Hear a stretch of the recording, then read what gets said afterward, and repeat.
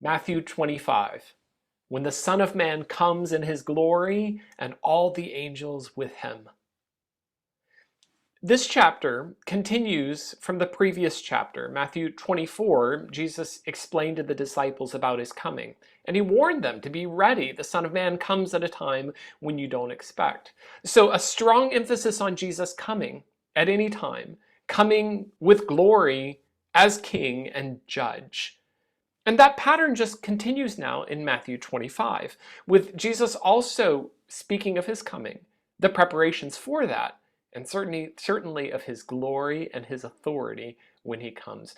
Just notice even the topic statements that we've used for both Matthew 24 and 25. Chapter 24, they will see the Son of Man coming in the clouds with power and great glory. Chapter 25, when the Son of Man comes in his glory and all the angels with him. You can see that these passages are deeply connected. That's because of the broader structure that you have in the book itself. And so we've looked multiple times at this outline for the book. And we've recognized in it the pattern of Jesus' sermons and his actions. This is the final sermon.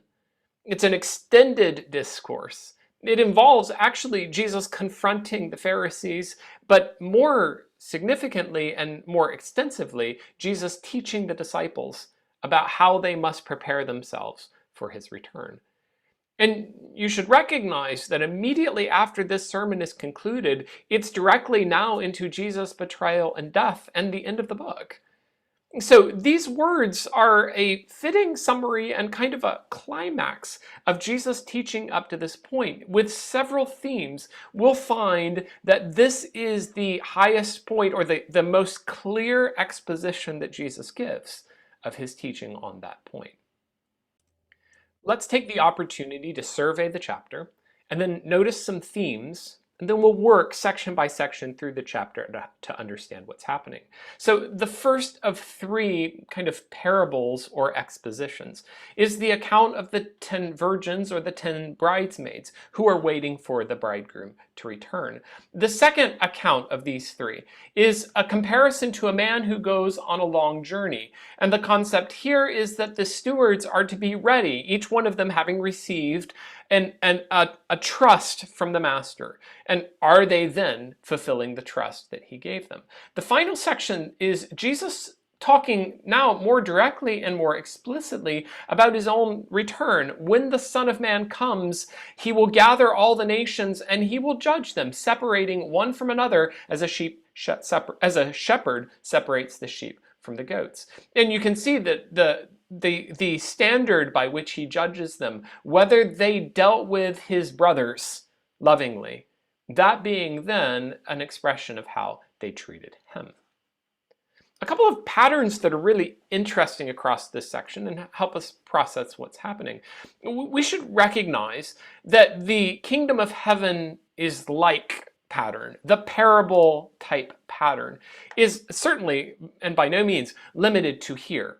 We find it twice within this passage, Matthew 25 verse 1 and again Matthew 25 verse 14. Twice Jesus says, the kingdom of heaven will be like. And the second time, the second parable of the three we just considered, it will be like a man going on a journey. What I think is striking is just to put this into the context of the rest of Matthew. Matthew 13, the kingdom of heaven may be compared. The kingdom of heaven is like, the kingdom of heaven is like, the kingdom of heaven is like a treasure. The kingdom of heaven is like a merchant. It's like a net. And every scribe who has been trained is like a master of the house. The kingdom of heaven may be compared to a king who settles accounts. The kingdom of heaven is like a master of a house. And 22, the kingdom of heaven like a king who gave a wedding, bringing us to the two parables we've talked about here. But at least 12 other times we have this type of language. And that's telling you a couple of things. It's showing you Jesus' concern with the kingdom of heaven.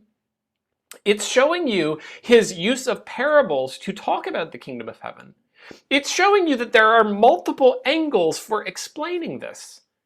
And lastly, I think it highlights the progression of ideas up to this point.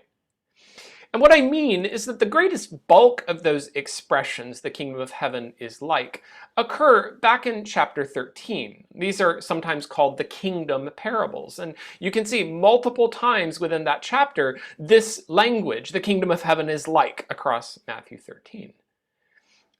As you follow the parables of Matthew 13, you certainly come away with Jesus teaching about the kingdom, that being his emphasis, and the surprising growth of the kingdom, how it will grow in unexpected ways and eventually fill the entire earth. You even see some explanation of why people reject, that people's hearts are refusing to accept, that they don't value the preciousness of the kingdom. And at the end of Matthew 13, even a notion of judgment.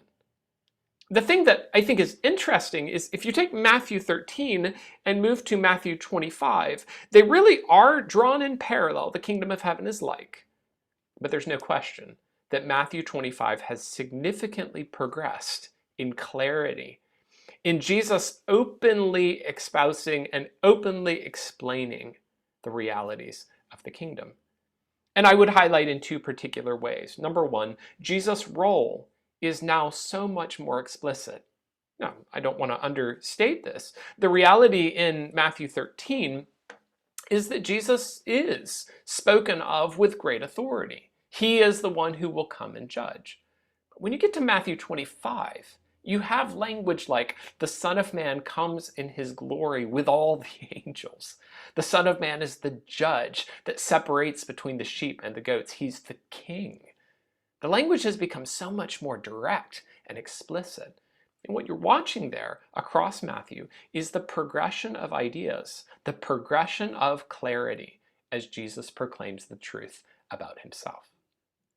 That takes me to talk now more specifically about the 10 bridesmaids, this initial parable that we find from Christ.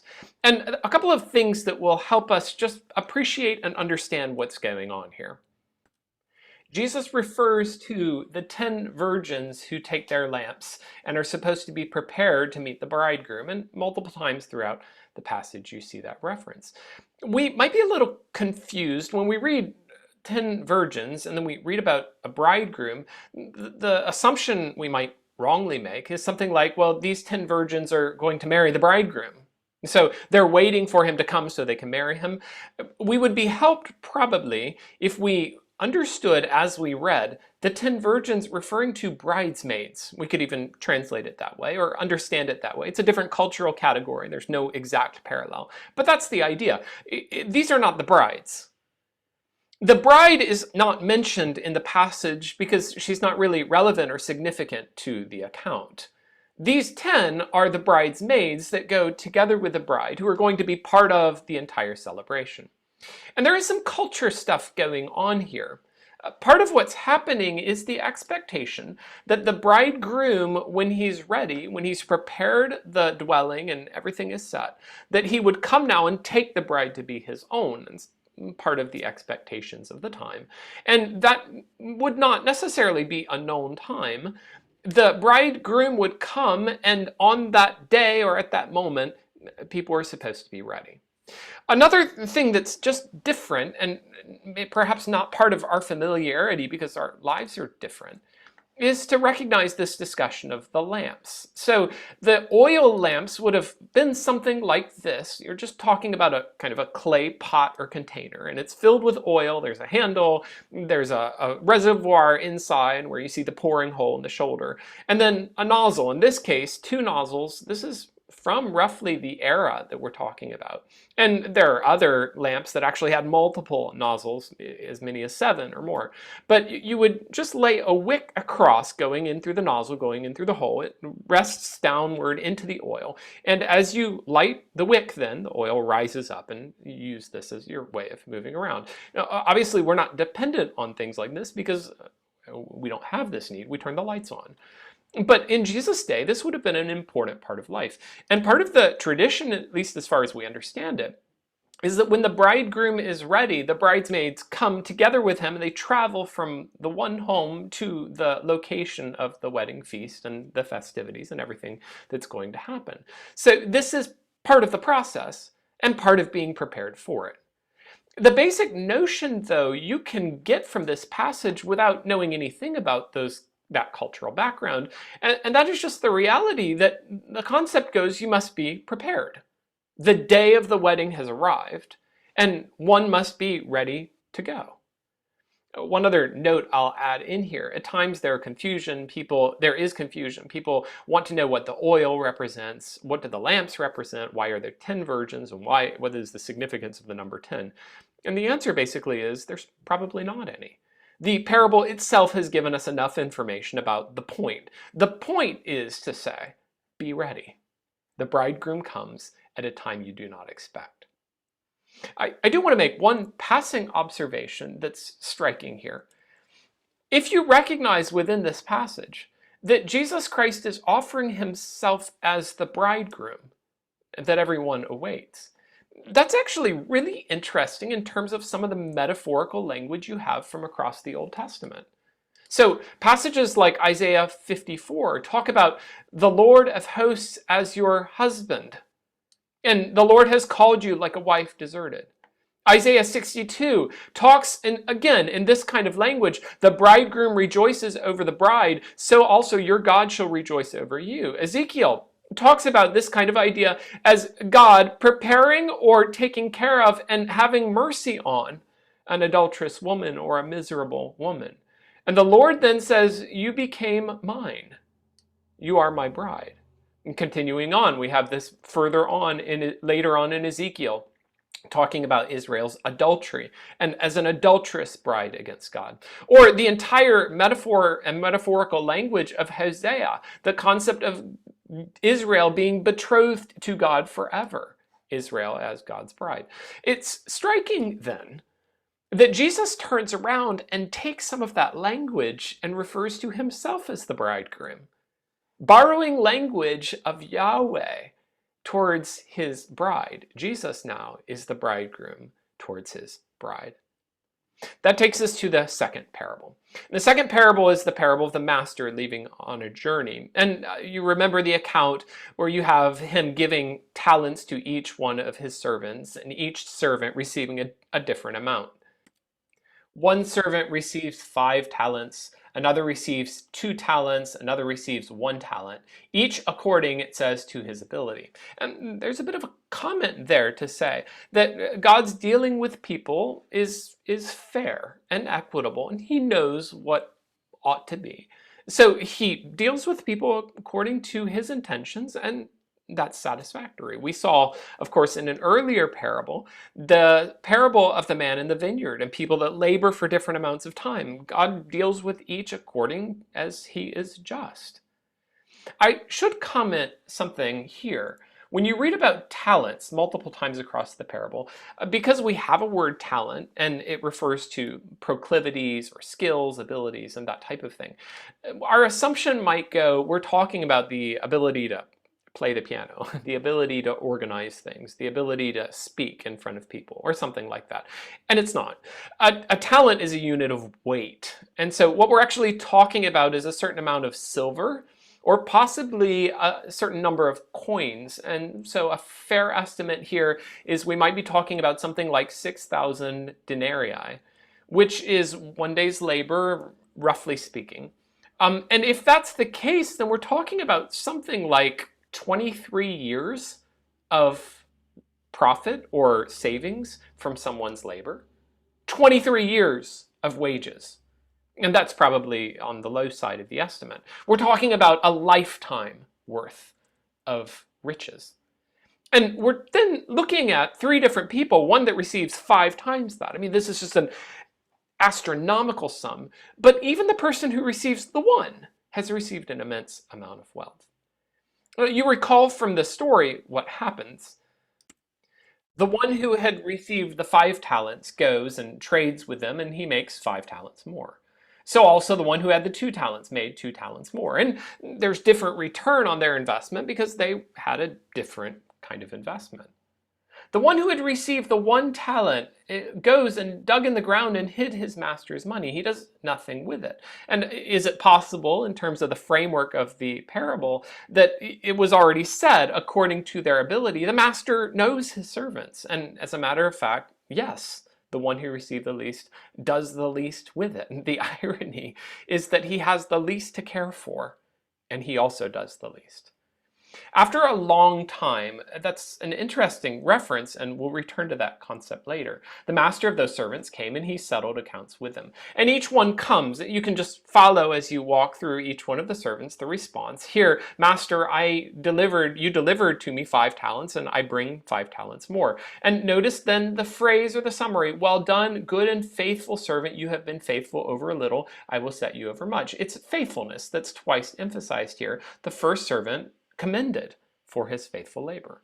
Also, likewise, the person who had 2 talents. Master, you delivered to me 2 talents. I have made 2 talents more. Well done, good and faithful servant. You have been faithful over a little. I will set you over much. And so the second servant is also commended. It's when the third comes that he speaks towards the master actually disparagingly.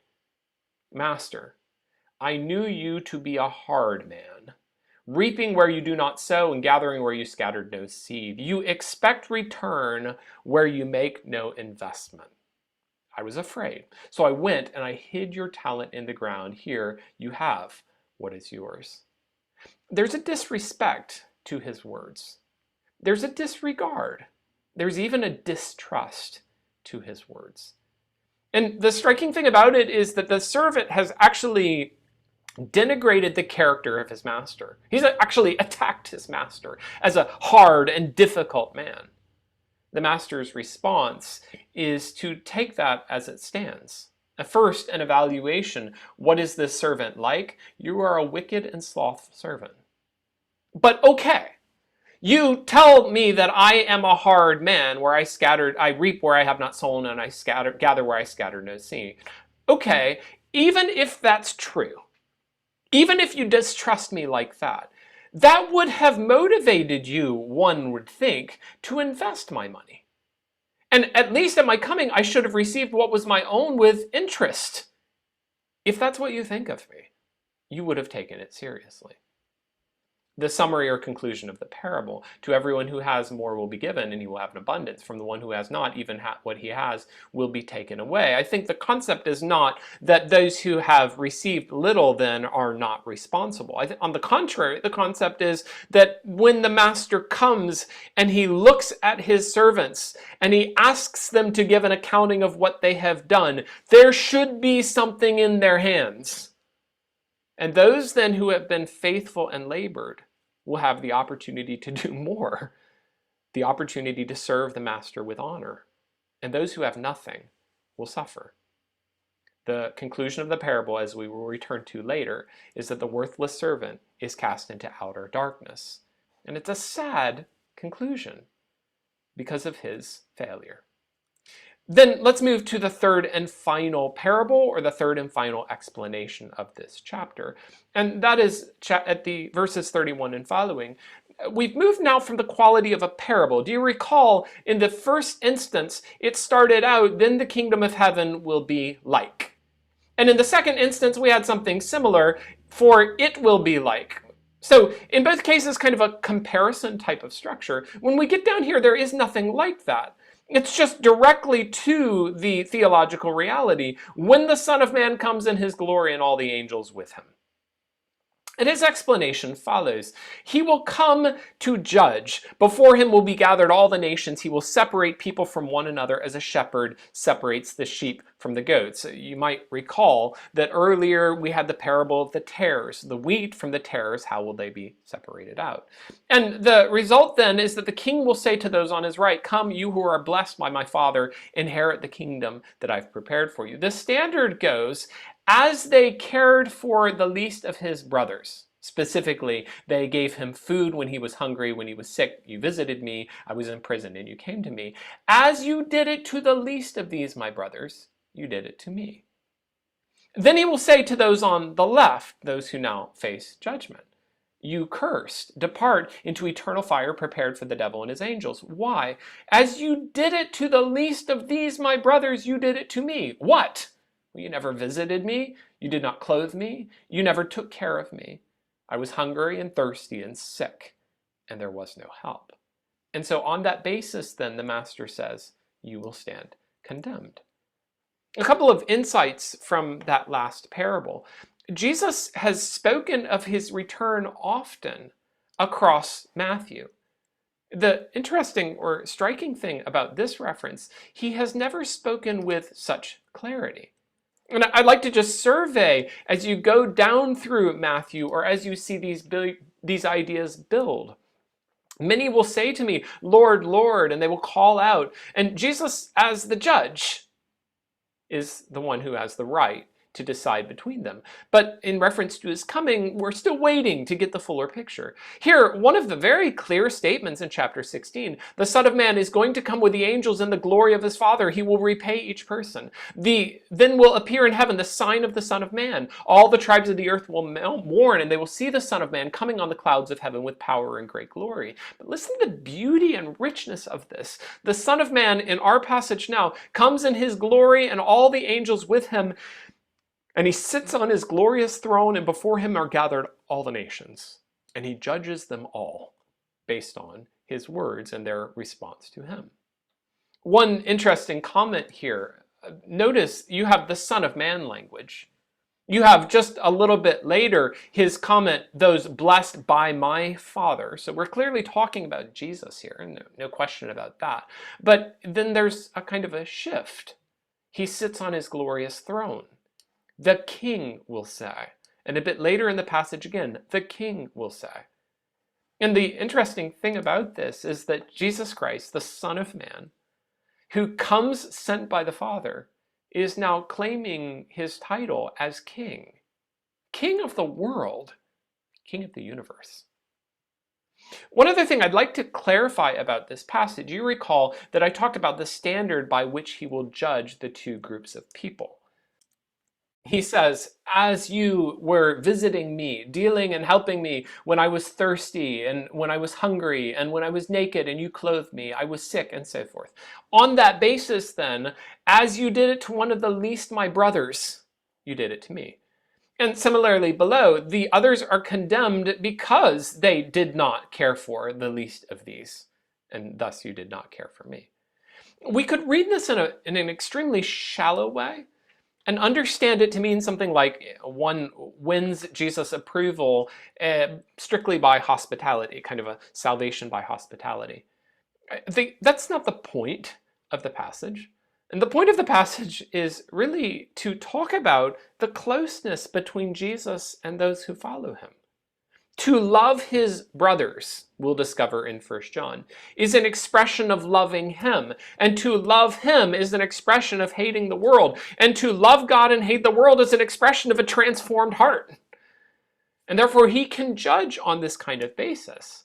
But the emphasis here is to say, loving those that love him is a way of loving him.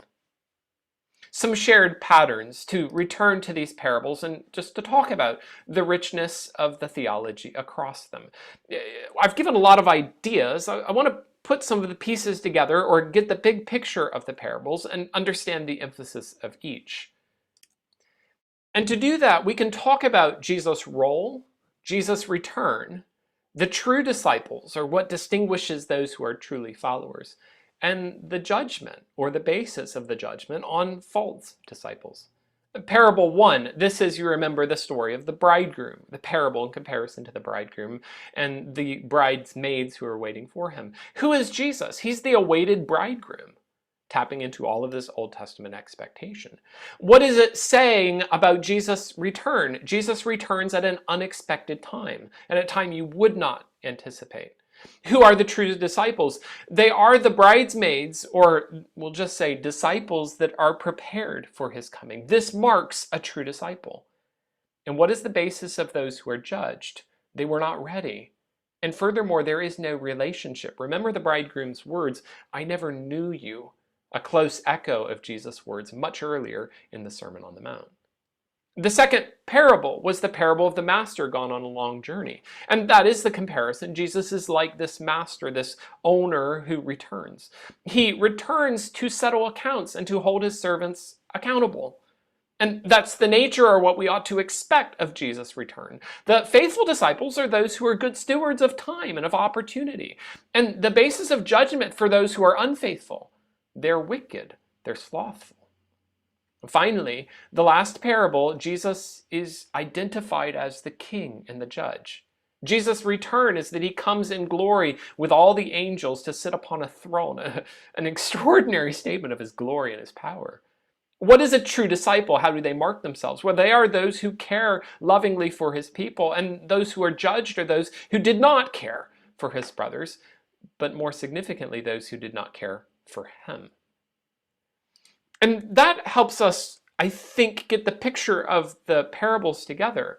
We'd just like to call out several themes shared across these and what they tell us more about the theology that Jesus is explaining. First, do you recognize the nature of his judgment? All of these talk about Jesus' return and his distinguishing the righteous from the wicked. And just notice how serious the implications are. Those who were not faithful, I did not know you. The worthless servant is not just rejected or shamed, but he's turned away into outer darkness, facing weeping and gnashing of teeth. Or in the final parable, these go away into eternal punishment. I mean, the implications could not be any stronger or more significant. Jesus will return. He will distinguish the righteous from the wicked. This is no joke. The repercussions and the implications are serious. There is an interesting connection here with the prophecies linking Jesus to the Old Testament. And I'll show you just first this language from Matthew 25. The language we've talked about. The Son of Man comes in his glory and all the angels with him, sitting on a glorious throne, all the nations gathered, and he separates people like a shepherd separates the sheep from the goats. And if you just walk through the Old Testament, you find an interesting pattern. Jesus, or Yahweh, talking about judging between sheep and goats. You see the coming of the Son of Man with authority, and all peoples and nations and languages gathered before him. And he has dominion over all. You see Joel 3 talking about all the nations gathered together coming up, and there it says, I will sit to judge all the surrounding nations. Who? Yahweh. You see Zechariah 14, the mountains you shall flee, then the Lord my God will come and all the holy ones with him, just like the Son of Man comes in his glory and all the angels with him. And it's telling you the pattern that everything Jesus has said here is a fulfillment of the Old Testament expectations for Yahweh, Jehovah. Jesus fulfills everything that the Old Testament predicted, and particularly in respect to Jehovah himself. Jesus is Jehovah. But the final thing I'd like to point out is the concept of a delay, which is really interesting in this section. It's here 3 times you see in chapter 25 as well as chapter 24. The bridegroom was delayed. You see in chapter 25 verse 19, now after a long time, the master of those servants came. And you see even a little bit of this idea back in chapter 24, the concept that you don't know the day or the hour, but there is this implication as in the days of Noah. There was eating, there was drinking, there was giving in marriage, and they were unaware until the flood came and swept them all away. So will the coming of the Son of Man be. I think in each of these 3 instances, you kind of see a little bit of an idea here that Jesus is going to come. And there will be a little bit of a delay, and after a long time, and the coming of the days of Noah. Implication that when we read in the New Testament about Jesus coming, and then we think to ourselves, well, why does he say he's coming soon? And yet it's past 2,000 years. The New Testament will never tell us, well, just get comfortable, it'll be a while, strap in, don't worry about anything else. The idea rather is, well, no, there might be a delay and there's an allowance for it, but you ought to be ready until he comes. 3 points just in conclusion and reminder for how we need to think about Jesus coming. First, the emphasis we've seen throughout Matthew's Olivet Discourse, Matthew 23 through 25. Jesus is returning soon. He's coming at a time you do not expect. You will not be able to plan for this and get ready at the last minute. You will have to be ready. Second, Jesus comes both to bless and to judge. For those who are ready, this is a blessing. For those who are not, this is terrifying. And finally, the implication of that for all. When you know that Jesus can return at any moment, and when you know that the implications for you depend on your faithfulness to him, there is no other response but this: be ready. Be ready for his return. The Son of Man coming with power and great glory. The Son of Man coming with all the angels. The Son of Man coming to judge. The Son of Man coming to hold accountable all those who claim to follow him and all those who opposed him. The Son of Man coming to reward those who were faithful. The Son of Man coming to judge those who were not. The lesson of Matthew 24 and 25, and one of the key lessons of Matthew: he's coming. Are you ready?